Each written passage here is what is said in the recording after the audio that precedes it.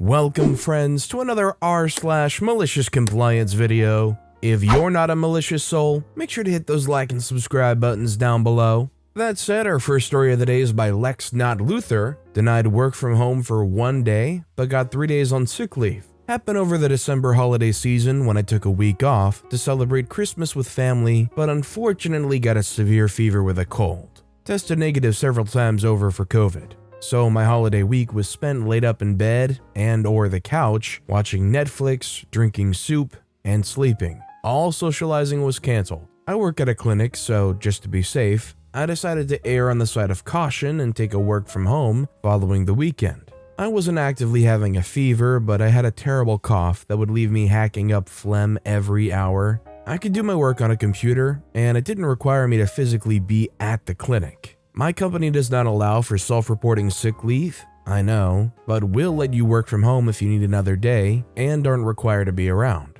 I called my immediate supervisor, a new joinee, on Friday morning to request the Monday as work from home. She told me that she does not believe in work from home and needs a doctor's cert to approve my day off, and nothing else mattered. Come back on Tuesday with a sick cert, she said. Alrighty then. I went to a doctor on Sunday who said I wasn't well enough to go into work and proceeded to give me the next 3 days off. I wrote a polite email with the sick cert attached to HR and the supervisor. When I went back to work on Thursday, she was visibly unhappy and did not speak to me at all.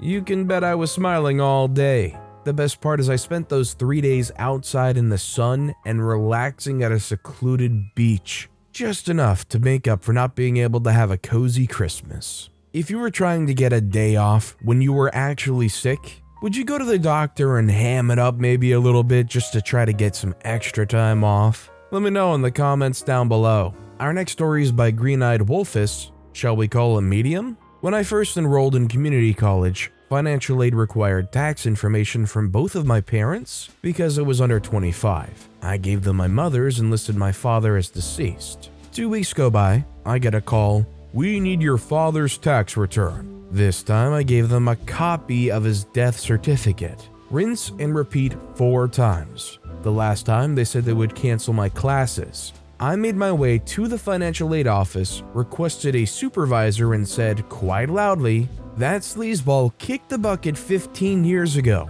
If he's paying taxes somewhere, I want to know. We have a few things to talk about." Funny, no one asked for his tax information ever again. This is a royal screw-up by this office. Imagine being so bad that somebody gives you 5 opportunities to write down and register that some relative is deceased, and they missed it every single time until OP goes there and literally says, "They died 15 years ago, stop asking." This next story is by Voodoo285. Forced clocking in leads to malicious compliance. I started at a company and they didn't have clocking in machines. People would show up quite regularly a couple of minutes late. Not through reckless abandon, but simply because traffic in the area was hugely unpredictable. Plus, the car park was really far away, and it'd take time depending on where you parked to get into the office. Everyone was okay with this because they also would happily work considerably more than the 3 minutes they were late by working while eating lunch or by staying after 5 or a combination. Anyway, the HR guy decided he had something to prove and got a clocking in machine. He would then issue warnings on an escalating procedure from verbal to formal written to worse. When people started to realize this was the case, they all just started fully working to rule. 8:30 a.m. clock in, exact 45 minutes for lunch, always away from the desk, and at 5 p.m., you betcha there was a full-on rush to clock out. There'd occasionally be a queue to clock out at 5. By 5:05 p.m., the place was an absolute ghost town apart from the sad act director and HR knobber that implemented the system. They must have felt really smug with themselves that they stopped people being late. They also must have lost an absolute fortune through lost productivity, and a few good people hated it so they left. What's great is nobody actually sent a memo out like, "Hey, let's work the rule." It was just this unconscious thing after the first disciplinaries. Government should study these people, as it would be amazing population control if they could bottle it and put it in the water. It's no surprise that being really uptight about when and how people work makes them not want to bend over backwards for you in any situation. This next story is by Visual Suggestion 487. I did exactly what my nurse manager asked me, and it caused her trouble. Alright, I never thought I would have to make this post, but here we go. I used to work as a patient monitor at a hospital during the pandemic. My role was to take care of, mostly, psychiatric patients. For example, monitor them, talk to them, chart it, etc. We're told to always stay one-to-one with patients until someone relieves us and exchange reports before we leave. One day, I got assigned to take care of a psychiatric patient in a specific wing of the hospital who happens to also have COVID-19. No surprise here, I'm trained on how to handle this. For some annoying and unintuitive reason, the hospital nursing office has this thing where if there's a patient monitor watching a COVID patient, then every 2 hours they must switch with another patient monitor who would watch a non-COVID patient. Wouldn't that expose more people? Whatever. So this meant that I would have to switch after my first 2 hours of my shift with another patient monitor, who happens to be in the emergency room. I'd also like to add that my first patient was very aggressive and worked up as he wanted to go home. I was a bit on the nervous side because he punched the wall and kept jumping out of frustration. After an hour and 45 minutes, I had to push the panic alarm which calls security since he was being so restless.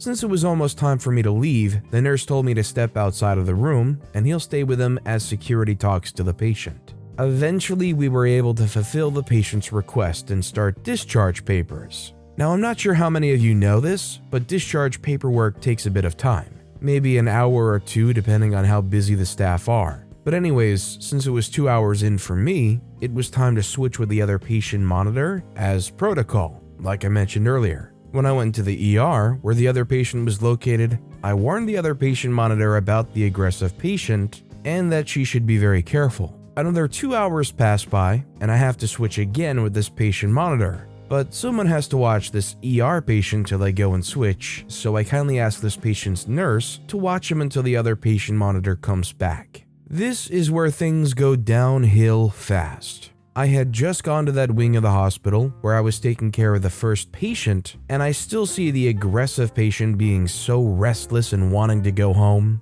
The paramedics came to take him on a stretcher, hospital bed that can be easily moved around, to take him to the ambulance and take him home. When I was walking to this patient's room, his nurse tells me that he is not a one-on-one anymore, which makes sense, he's going home, but I still had the ER patient's report in my hand to give to the other patient monitor. So I still stopped by and give it to her. At this point, the patient monitor was not responsible for this patient as of this point, and neither was I. The other patient monitor was supposed to leave this patient and go back to her other patient in the ER. Because of that, I just went back to the nursing office to see if there was a new assignment. I do get a new assignment, and I'm with a new patient. 5 minutes in, the nursing office calls and needs me downstairs immediately. When I get there, they ask me, "Didn't you say that the patient was leaving and got downgraded?" I say yes, and that the other patient monitor should be back to her original patient in the ER. But they tell me that she isn't.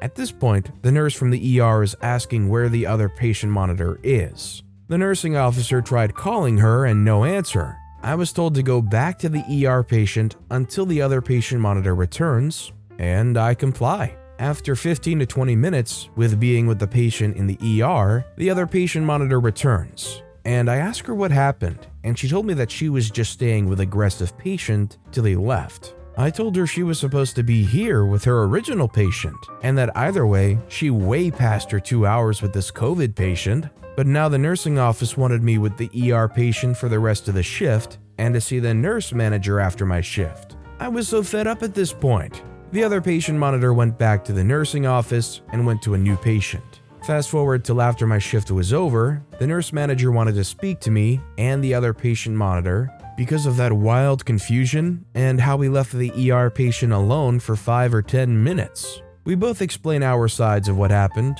and that nurse manager thinks that it was my fault that the ER patient was alone and that he could have harmed himself. I explain 1, I respectfully asked his ER nurse to be in charge of him until the other patient monitor arrives. 2, the aggressive patient was discharged, so no more one-on-one, so the other patient monitor needed to leave and proceed to the ER patient. 3, I did everything that was told. The nurse manager still applauded the other patient monitor for staying with a non-one-on-one patient till the last minute, and talked down on me for basically following protocol, telling me that you should have never have left that ER patient. Okay, fine. Not even 1 week later, I was with a patient who was getting discharged, and I did exactly what the nurse manager told me to do. Stay with the patient till the last minute, even when they aren't one-on-one anymore. This time, the nursing office knew that this patient was leaving and that they were expecting me back at their office soon. But the discharge papers aren't done, and 3 paramedics were with the patient waiting and told me that it's okay to leave as well as the nurses. I told them that I needed to stay until the last second. The nurse manager runs into an issue where she needs me with another patient. She tried calling me. "Where are you? The patient you have is getting discharged and we need you here." I tell them, "Oh, but I should stay with the patient till the last minute, just like they disciplined me a couple of days earlier." They kept trying to tell me it's okay and that they need me, but I said, "No, it's okay, I insist." They tell me it's fine and to come as soon as the patient leaves. Half an hour goes by and the patient still didn't leave, and the nurse manager calls me back. She really needs me, but I tell her I can't. I also say, "What if the patient hurts themselves, The manager gets annoyed and hangs up. Later, after I left the patient as she left, I went back to the nursing office, and the nursing manager can't make eye contact with me. Apparently, they had to pull someone from a different role to watch the patient because I was busy. If you're gonna praise something that is clearly informal and not against the structure of what you're supposed to do, the next time that comes around, you're gonna follow that exact informal thing that was praised. Too bad that the nursing manager realized it kinda sucks. Our next story is by Shophopper, a letter for our CEO, Mr. Johnson. I just came back from a great skiing trip with a bunch of colleagues. It was a short holiday in our private time, and paid in full by anyone who joined the trip. In other words, it was a private trip, with all attendees working at the same company. The youngest person in the group was fresh out of school, while others had been in key positions in the company for decades. The company I work for is a Dutch engineering firm with 1,000+ employees. This field of work is dominated by men. We're a professional yet very informal organization where everyone addresses each other on a first-name basis. Our former CEO was with us on this trip. Let's call her Kathy Johnson. Not only is she a great skier, she's also a very outgoing person who loves to have fun and who hates pretentious behavior. By the way, the reason that she's not the CEO anymore but still works at the company is that we have a mandatory rule that requires the executive board to step down at the age of 55. The thought behind that is that the best performing, fresh-minded leaders are generally not people who are well past 60 years of age. On the day of our return trip, a 10-hour drive, we were carpooling. We'd already vacated the hotel and went out skiing until well after lunchtime. While we were changing clothes out in the open in the car parking, she shared a great story. While she was CEO, she received many letters to the CEO, Mr. Johnson or Mr. C. Johnson. These letters were all based on the false assumption that the CEO of an engineering firm must be a man. She instructed her secretary to return every single letter unopened that addressed her as a man. Her secretary, also a woman, loved doing that. She returned dozens of letters over the years, stating that there was no Mr. Johnson at our company. When I asked Kathy about the replies, she told me that the senders invariably either sent a second letter with profuse apologies or were never heard of again. You gotta love these companies that literally could not account for possibly having a female CEO, got denied, and then just never replied, never to be heard from again. And our final story of the day is by Gentle Whimsy. Boss gets exactly what he asked for and regrets it until the day he retired. One of my first jobs out of college, I was an admin in a small department in a large company. One of my job responsibilities was to take notes for all our hands meetings. Then I would type it up and send it out to everyone. Seems simple, right? My boss was very particular and the biggest micromanager you'll ever meet. So there was always something wrong or missing with my notes. There wasn't. The worst thing was there was no way to dispute him, and he kept going on about how I needed to be more accurate. My supervisor didn't stick up for me at all. Being tech savvy, I saw a way to cover my butt and suggested that I record the meeting, which I pointed out to him meant I would never make a mistake again. Boss had no choice but to agree. and I never heard a peep about the notes again. Fast forward a few years later, my boss retires and the new boss tells me that I don't have to record the meetings. In fact, he told me that as soon as I suggested recording the meetings, our old boss knew he had gone too far, but literally couldn't admit it. Best part was that I was no longer micromanaged in any other way either. Job went from the worst to the best, just didn't pay well. Also, this was more accidental malicious compliance, but I still think it belongs here due to the outcome. You kinda hope that this guy felt pretty shameful about it, like realizing, crap, I really did go too far with this. This person was so dedicated to trying to get their notes so right that they were willing to put 200% in and record the meeting as well, just to make sure that my complaints don't, happen anymore. You gotta love how they kinda just sheepishly stopped talking about it, stopped making any comments. OP unawareingly totally caught them up. But with that being said, that's all the time we have for today. So of all these stories I've read today, which is your favorite and why? Let me know in the comments down below. And if you haven't yet, if you could like and subscribe, that would mean a lot to me. Whatever you do, whether it's liking, subscribing, turning notifications on, all of it helps grow this channel and I appreciate the heck out of it. So until next time, I'll see you all tomorrow with some more stories.